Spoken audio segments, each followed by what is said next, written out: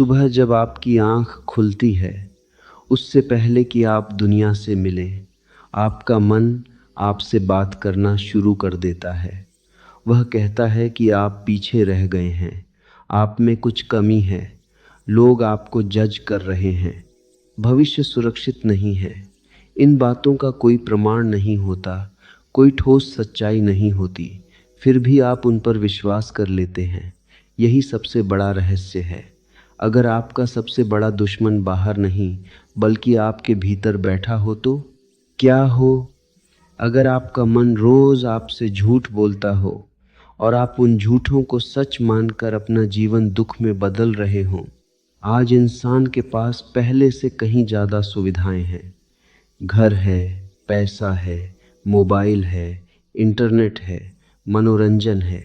फिर भी इतिहास में पहली बार इतनी ज़्यादा चिंता, तनाव और ओवरथिंकिंग दिखाई दे रही है। पहले जीवन कठिन था, लेकिन मन हल्का था। आज जीवन आसान है, लेकिन मन भारी है। समस्या बाहर की परिस्थितियों में नहीं है, समस्या भीतर चल रही लगातार सोच में है। मन एक ऐसी मशीन बन गया है जो बिना रुके चौबीसों घंटे विचार पैदा करती रहती है और हम उसकी हर बात को सच मान लेते हैं। यदि आप गहराई से देखें तो विचारों की प्रकृति बहुत साधारण है।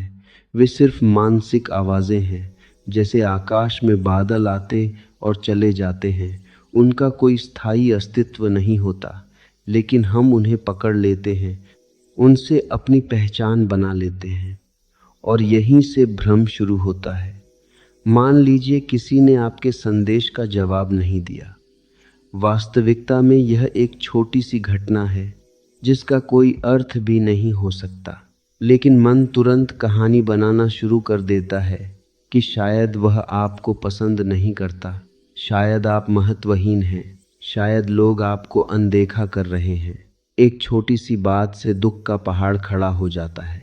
घटना छोटी थी, लेकिन विचारों ने उसे बड़ा बना दिया। मन की आदत है कहानी गढ़ना। वह हर बात को ड्रामा बना देता है और सबसे दिलचस्प बात यह है कि विचार कभी वर्तमान में नहीं रहते। वे या तो अतीत की यादों में घुमाते हैं या भविष्य की कल्पनाओं से डराते हैं। आप या तो पछतावे में जीते हैं या चिंता में, लेकिन जीवन जो इस पल हो रहा है उसे जी ही नहीं पाते।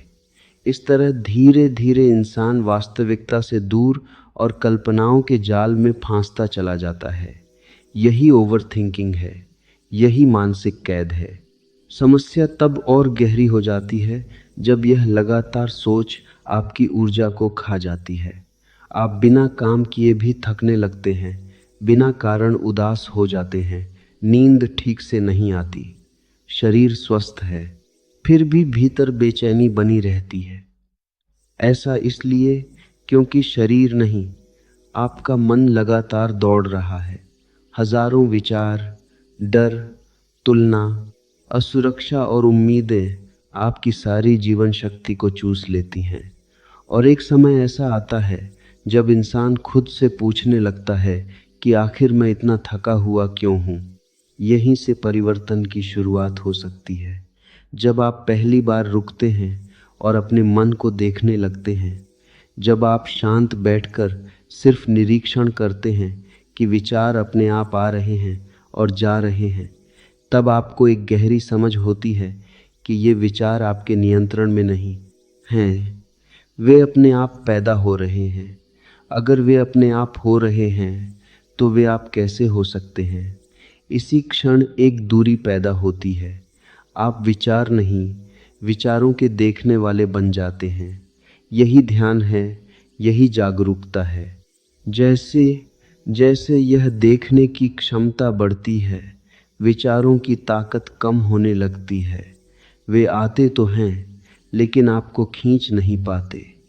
पहले जहां एक नकारात्मक विचार पूरे दिन खराब कर देता था, अब वही विचार कुछ सेकंड में गुजर जाता है। भीतर जगह बनने लगती है, शांति धीरे धीरे लौटने लगती है। आप हल्कापन महसूस करते हैं, जैसे कोई बोझ उतर गया हो। आपको एहसास होता है कि खुशी बाहर से लाने की चीज़ नहीं है, बल्कि विचारों का शोर हटते ही वह अपने आप प्रकट हो जाती है। आखिर में समझ यही आती है कि मन एक उपयोगी साधन है, लेकिन अगर वही मालिक बन जाए तो जीवन को नरक बना देता है। उसे चलाना चाहिए, उसके पीछे नहीं चलना चाहिए। अगली बार जब आपका मन कहे कि आप कमज़ोर हैं या असफल हैं या आपके साथ कुछ गलत होने वाला है, तो तुरंत विश्वास मत कर लेना। रुक कर देखना, खुद से कहना कि यह सिर्फ एक विचार है, कोई सच्चाई नहीं। इस छोटी सी जागरूकता में ही मुक्ति छिपी है। अब ज़रा ईमानदारी से सोचिए, आपके दिन भर के कितने दुख सचमुच वास्तविक हैं और कितने सिर्फ मन की बनाई कहानियां हैं। नीचे कमेंट में बताइए, क्या आपका मन भी आपको रोज़ झूठ बोलता है या आपने उसे देखना शुरू कर दिया है?